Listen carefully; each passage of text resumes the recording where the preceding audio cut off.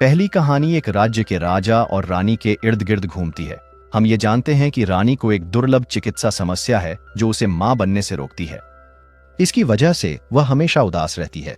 अपनी पत्नी को इस हालत में देखकर राजा देश भर से बेहतरीन डॉक्टरों को बुलाता है, लेकिन दुर्भाग्यवश उनमें से कोई भी उसकी बीमारी का निदान नहीं कर पाता।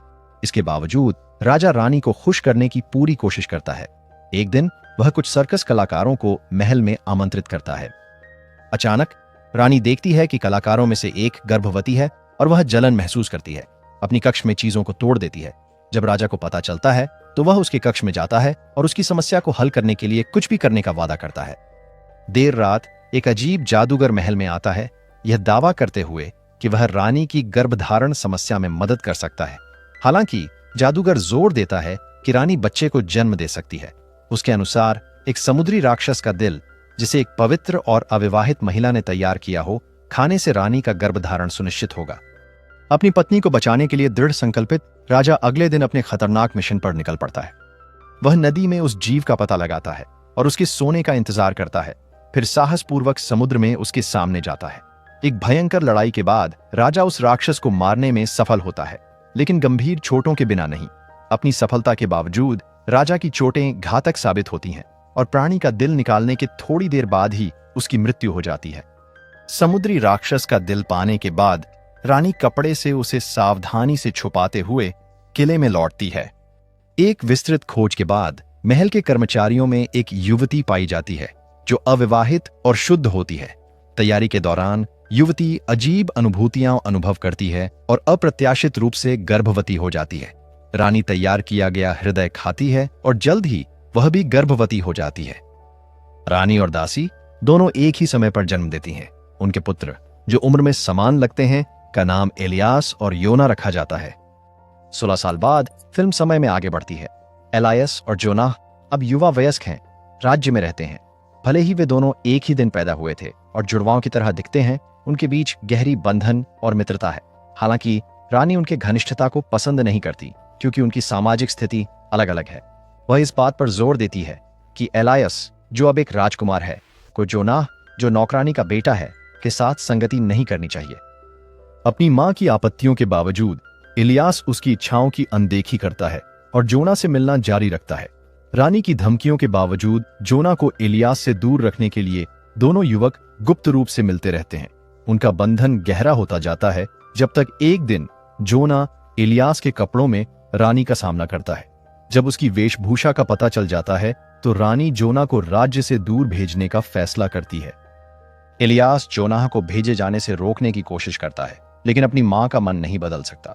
जोनाह एक चाकू लेकर एक पेड़ को काटता है जिससे पानी बहने लगता है। वह रहस्यमय तरीके से इलियास से कहता है कि जब तक पानी साफ रहता है वह सुरक्षित है, लेकिन अगर यह लाल हो जाता है तो इसका मतलब है कि उसकी जिंदगी खतरे में है। इलियास पानी को ध्यान से देखता है और एक दिन यह लाल हो जाता है, एक संकेत कि जोनाह खतरे में है। अपने दोस्त की चिंता करते हुए इलियास अपनी मां को बताए बिना राज्य छोड़ देता है। लंबे समय तक खोजने के बाद इलियास जोनाह का घर पाता है, जहां उसे पता चलता है कि जोनाह ने शादी कर ली है और बस गए हैं। इलियास को पता चलता है कि जोनाह 5 दिन पहले जंगल में गया था और वापस नहीं आया है। इलियास उसे ढूंढने का फैसला करता है, चाहे कुछ भी हो, जबकि रानी अपने बेटे की जगह को लेकर और अधिक चिंतित हो जाती है। कोई और विकल्प न होने पर वह फिर से नेक्रोमेंसर के पास जाती है। नेक्रोमेंसर कहता है कि जोना की सुरक्षित वापसी के लिए उसे एक जीवन का बलिदान करना होगा और रानी तुरंत मान जाती है। इसी बीच जोना को एक गुफा में घायल पाया जाता है, जहां उस पर एक उड़ने वाले जीव ने हमला किया था। इलियास समय पर पहुंचता है और जोनाह की पुकार सुनता है, तुरंत उसकी मदद के लिए दौड़ता है और अंततः अपनी तलवार से उस प्राणी को मार देता है। बिना इलियास को पता चले उसने जिस प्राणी को हराया वह वास्तव में उसकी अपनी मां थी, जो समझौते का हिस्सा थी, जहां एक जीवन की अदला बदली के लिए एक जीवन दिया जाना था, जैसा कि उन्होंने पहले तय किया था। इस खबर से इलियास स्तब्ध हो जाता है और उसे आंतरिक द्वंद्व महसूस होता है, ये समझने की कोशिश करते हुए कि क्या हुआ और उन लोगों की रक्षा के लिए किए गए बलिदान जिनकी उसे परवाह है। पहली कहानी के आखिरी भाग में इलियास राज्य का राजा बन जाता है, जो उसकी यात्रा का अंत दिखाता है। अब जब इलियास शासक है, कहानी अगले भाग की ओर बढ़ती है, जिसमें एक अलग राजा और 2 बूढ़ी बहनें आइमा और डोरा शामिल हैं। इस नई कहानी में एक राजा है जो पीना पसंद करता है और शादी करना चाहता है, लेकिन वह सही रानी नहीं खोज पा रहा है। यहाँ हम दो बड़ी बहनें डोरा और आयमा से मिलते हैं, जो महल के पास रहती हैं। डोरा चतुर है लेकिन स्वार्थी, जबकि आयमा ईमानदार है। वे शायद ही कभी घर से बाहर जाती हैं और उन्होंने चुपचाप जीवन जीने का निर्णय कर लिया है। हालांकि उनकी आवाजें अभी भी युवा लगती हैं। एक सुबह राजा डोरा को गाते सुनता है और तुरंत उसकी आवाज को पसंद करता है। वो उससे मिलने का फैसला करता है, ये सोचते हुए कि वह युवा और सुंदर है। बहनें इस बात को लेकर चिंतित हैं कि राजा उनकी असली उम्र पर कैसे प्रतिक्रिया देगा। सोचने के बाद डोरा राजा से 1 हफ्ते बाद आने के लिए कहती है, ताकि वह खुद को तैयार कर सके। उस समय के दौरान वे युवा दिखने के लिए अलग अलग तरीकों की कोशिश करती हैं। डोरा अपनी उंगलियों पर जड़ी बूटियों का उपयोग करती है, लेकिन वे उसकी उम्र दिखा देती हैं। इसके विपरीत इम्मा अपनी उंगली को कई दिनों तक चूसकर जादुई रूप से युवा दिखा देती है, जब तक कि राजा लौट आता है। जब राजा वापस आता है तो डोरा चतुराई से इम्मा की युवा हुई उंगली को अपनी दिखाती है। राजा मान लेता है कि उसने अपने सच्चे प्यार को पा लिया है और अंधेरे में ही मिलने की डोरा की शर्त मान लेता है। उस रात इम्मा डोरा को युवा दिखने में मदद करती है। अगली सुबह राजा चौंक जाता है जब वह डोरा की असली उम्र देखता है। गुस्से में वह आदेश देता है कि उसे खिड़की से बाहर फेंक दिया जाए, लेकिन डोरा गिरने के बाद भी जीवित रहती है। जी जंगल में डोरा की मुलाकात एक जादूगरनी से होती है, जिसे उस पर तरस आता है और वह उसे लंबी बालों वाली सुंदर युवती में बदल देती है। जब राजा शिकार करने के लिए जंगल आता है तो वह इस नई युवा डोरा से तुरंत प्यार कर बैठता है और उसे अपनी रानी बना लेता है।